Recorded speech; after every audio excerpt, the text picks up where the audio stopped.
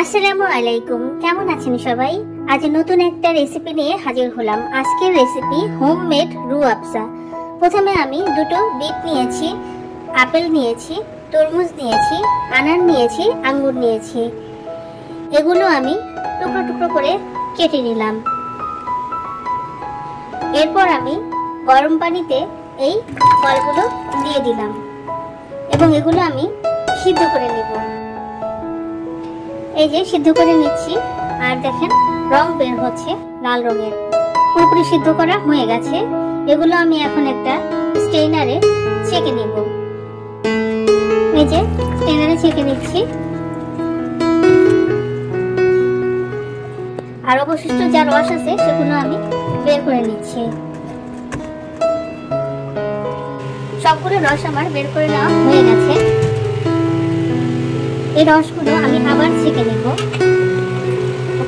এই যে ছেঁকে নিচ্ছি, ছেঁকে নেওয়া হয়ে গেছে। এগুলো আমি আবার চুলোতে দিয়ে দিব।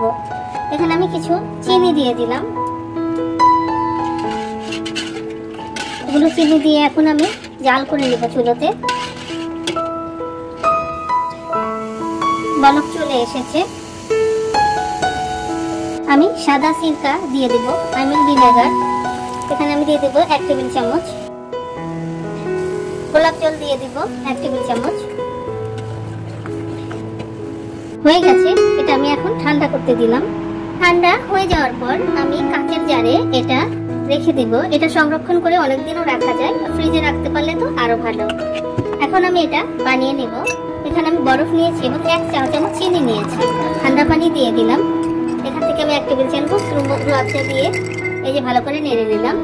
তো হয়ে গেল আমার মজার স্বাদের রুহ আফজা। এভাবে রুহ আফজা বানিয়ে নিতে পারবেন আপনারা ঘরেই। আজ এই পর্যন্তই। সবাই ভালো থাকবেন। আল্লাহ হাফেজ।